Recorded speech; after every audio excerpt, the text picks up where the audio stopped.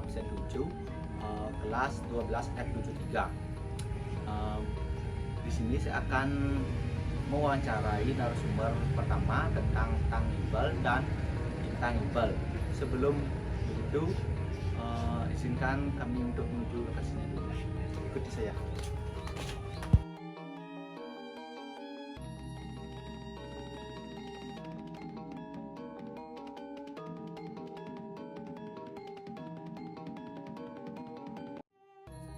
Nah, di sini saya sudah sampai di tempat lokasi narasumbernya.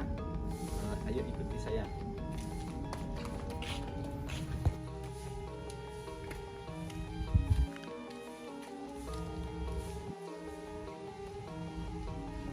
Baik, di sini saya sudah bertemu dengan narasumbernya.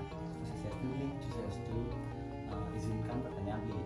Di sini saya mempunyai 3 pertanyaan, mohon dijawabnya. Pertanyaan, sejak kapan wayang kulit Bali itu muncul di Bali? Kalau nggak salah dia jawab wayang muncul pada di Bali itu pada abad ke-9 karena adanya lontar atau prasasti yang berada di Bali. Makanya itu wayang itu berada sejak abad ke-9. Selanjutnya pertanyaan kedua, berapa ada jenis wayang kulit Bali itu yang ada? Kalau nggak salah itu 6 jenis wayang yang ada di Bali. Yang pertama itu adalah Parwo yang menceritakan tentang Mahabharata atau kejadian peperangan.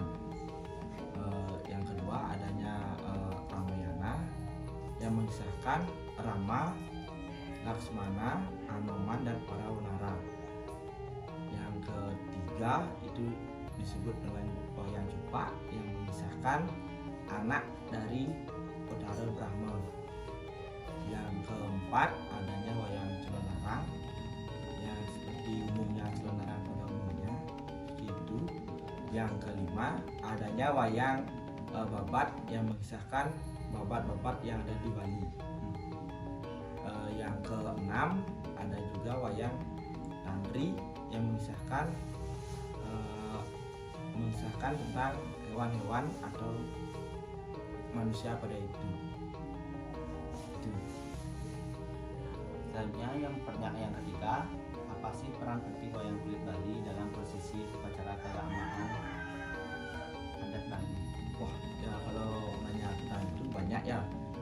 Karena satu, kita dapat mempelajari tentang keagamaan, pencerahan tentang agama. Yang kedua, adapun tokoh yang dalam wayang itu dari 5 Panca Pandawa disebut karena kita harus bisa mengikuti 5 tokoh Panca Pandawa itu. Yang pertama yang bernama Yudhistira, kita yang atau disebut dengan Dharma Wangsa, kita harus bersifat dharma, baik. Yang kedua ada yang namanya Bima, mengisahkan keteguhan, keberanian, kedisiplinan. Yang keempat adanya Arjuna atau Dananjaya disebutkan bagaimana kita harus jaya menang dalam mencapai sesuatu. Yang keempat ada Nakula Sadewo yang mengisahkan kejujuran dan kebaikan. Itu banyak kita dapat dalam wayang itu disebut dalam perkara agama. Terima kasih Di sudah mau membantu menjawab pertanyaan kami. Terima Kasih kasih sudah mau jadi narasumber kami. Om Santi Santi.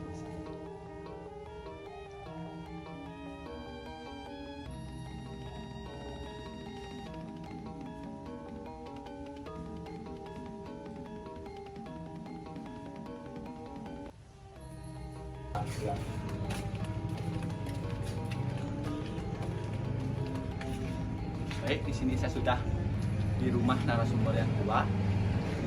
Mari kita masuk. Baik, di sini saya sudah bertemu dengan narasumber yang kedua. Izin perkenalkan diri dulu. Perkenalkan, nama saya Wiwayana Kildatana. Saya sebagai seniman ogoh-ogoh yang akan diwawancarai sama Bli. Jadi di sini saya mempunyai 3 pertanyaan, Bli. Mohon dijawab ya. Mengapa masih ada kepercayaan bahwa ogoh-ogoh itu harus diisi panen, Bli? Kalau menurut pandangan saya pribadi, ogoh-ogoh yang diisi panen itu sebagai untuk menangkal ya dia, menangkal ilmu jahat atau energi negatif agar tidak memasuki gua tersebut. Yang pertanyaan keduanya, Bli, bagaimana pandangan Blinya tentang mitos ini?